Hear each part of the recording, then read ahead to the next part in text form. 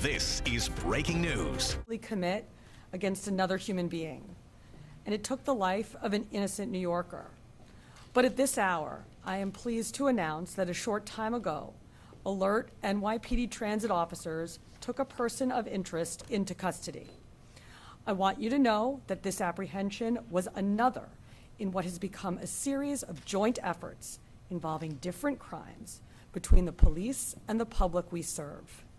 In today's case, we were able to get incredibly clear and detailed images of the suspect from the initial incident. Then we asked the media to broadcast those images far and wide so we could use the viewing public as a force multiplier. And New Yorkers came through again. It was just before 7:30 this morning when our person of interest and the victim were both riding an F train to the end of the line at Stillwell Avenue in Brooklyn. As the train pulled into the station, the suspect calmly walked up to the victim, who was in a seated position at the end of a subway car. The suspect used what we believe to be a lighter to ignite the victim's clothing, which became fully engulfed in a matter of seconds. Officers who were on patrol on an upper level of that station smelled and saw smoke and went to investigate.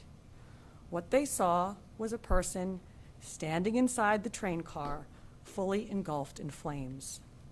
With the help of an MTA employee and a fire extinguisher, the flames were put out. Unfortunately, it was too late, and the victim was pronounced on the scene. Unbeknownst to the officers who responded, the suspect had stayed on the scene and was seated on a bench on the platform just outside the train car. And the body-worn cameras on the responding officers produced a very clear, detailed look at the killer. After the NYPD disseminated those images, 3 high school-age New Yorkers called 911 to say that they recognized the suspect. Other transit officers responded to that 911 call and also spotted the man wearing the same gray hoodie, distinct wool hat, paint-splattered pants, and tan boots, already on another moving train. Police radioed ahead to have the train stopped. Then, Transit District 2 officers boarded the stopped train and walked from car to car until they located and arrested the person of interest without further incident. The person of interest also was found with a lighter in his pocket. I want to thank the young people who called 911 to help. They saw something, and they said something, and they did something. This is another example of great technology and even greater old-fashioned police work with a huge assist from the public. Now, our Chief of Transit, Chief Joe Galata, is going to provide more specifics.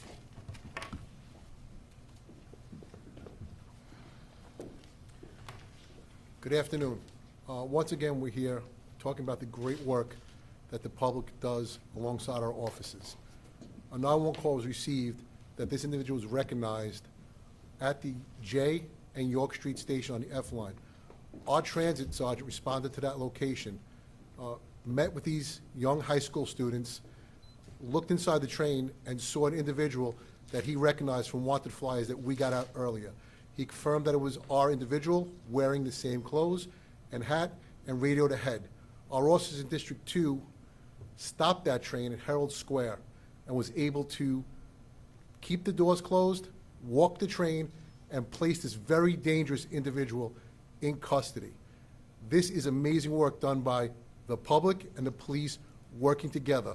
Once again, someone saw something, we got it out through technology in numerous ways, and we were able to make a quick arrest on this nothing less than heinous crime that occurred in our subway system. Thank you. I'm going to pass it off to Chief Kemper from the MTA. Thank you, Joe. Chief Galata. Commissioner. You know, I've been in conversation all day with the chairman and CEO of the MTA, Jana Lieber, as well as the president of New York City Transit, Demetrius Critchlow. And before I give some remarks, we all want to offer our sincere and deepest condolences to the family of the victim of this brutal, senseless homicide that occurred early this morning in Brooklyn.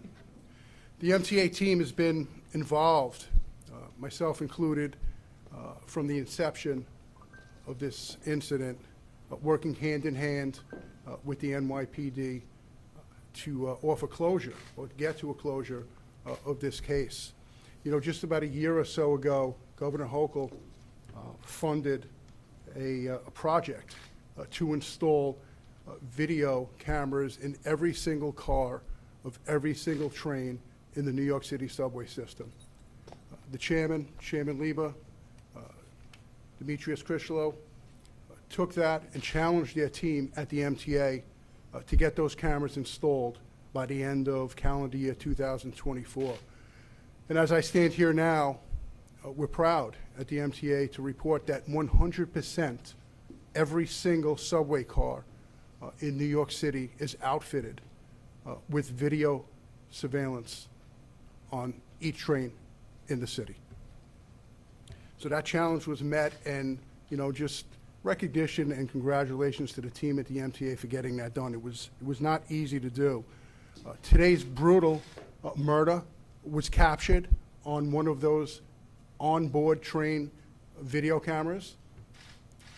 It offered detectives immediately answers to questions that they had. What happened? It offered them images of the perpetrator. It allowed them to take those images and release them to the public. And it allowed the public to see something and say something, and that's why we're standing here now reporting that an individual is in custody, a person of interest is in custody. So now we're calling upon the rest of the justice system to step up and do their jobs.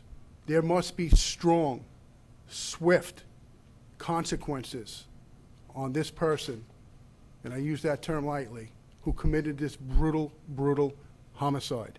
There is no room in civilized society for people like him to be walking around. Thank you. We have time for a few questions. I'll take Dean Moses, AM New York. Thank you very much for your time. Two questions. Could you tell us a little bit more about each individual involved here? The suspect, there's some rumors that he may have been a migrant, no arrival to the country. Can you talk about that? And there's also some rumors the victim may have been homeless. Was she in need? Can you talk about her, please? So as of now, we're still investigating that, and it's all part of our active investigation. Ricky Hickey, Pixel. I don't need the mic then. Was there any interaction between the suspect and the victim? Did they talk at all on the train? Was she ever asleep? It was first reported she was sleeping, but she wasn't asleep? All right, so like I said, that's going to be part of the investigation. She's definitely there. She's motionless. So to say if she's asleep or not, we're not 100% sure, but it appears that she's motionless at that spot. There is no interaction between the two, and when the incident happens, there is no interaction between the two. Is there any reason to believe they knew each other from a prior incident? We don't believe they knew each other, no. Dory, New York Post. Hi, sir. Initial video of the incident appeared to show a police officer walking by the open subway car with the in flames. What happened with that situation? Okay, so yeah, I went and spoke to these officers, and I'll say this. They responded. It was numerous officers responded, not just the one officer, to this heinous crime. What our officers saw and they had to deal with, and they were trying to get fire extinguishers. I commend that one officer who stayed there. Make sure he kept the crime scene the way it's supposed to be. Make sure he kept an eye on what was going on. So I think he did his job perfectly, as his fellow officers went and got MTA workers, got fire extinguishers, and eventually were able to extinguish the individual. All right, we have time for one or two more. Sonia Rincon, WABC. So often when a victim is burned like that, it's hard to identify them. Has she been identified? Do we know her age? Has her family been notified? So that's all pending. We do not have an identification at this time, no. Is it hard to identify her because of the state of... Yeah, yes, it is. And we will be, like I said, it will be part of our investigation as we go further. Ron Lee, New York One. Can I just ask you about the additional deployment of National Guard, like resources? Were there any at that station? Would that have helped to deter? Well, I'll say this. We had officers at that station all night, and the officers that responded were at that station, saw the smoke, smelled the smoke, and responded right to the scene. Ida Siegel, WNBC. Question about the surveillance cameras on the subway car. Number one, is this the first time you've been able to make a major arrest using those cameras?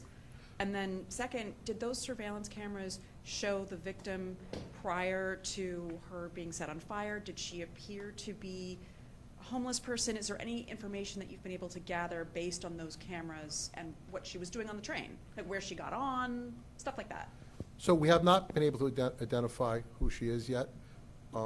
But what I will say about these cameras, which is really important, this has been a phased rollout, and we talk all the time with the MTA about how important it is. This has solved many crimes through the system. It is a game changer for us in the NYPD, and it makes a tremendous difference. So this is not the first time we've used these cameras. As they rolled out, they've been an intricate part of our investigations with the Detective Bureau in solving crimes.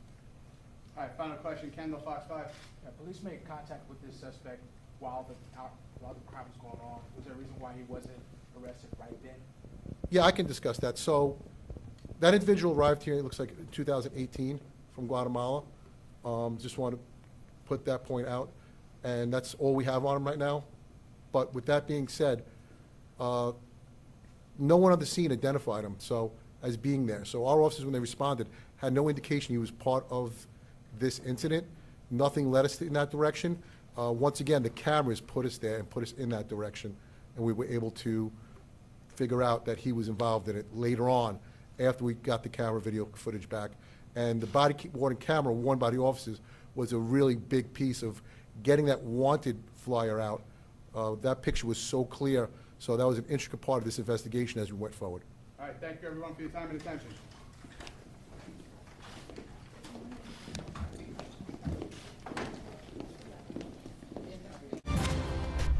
This has been breaking news.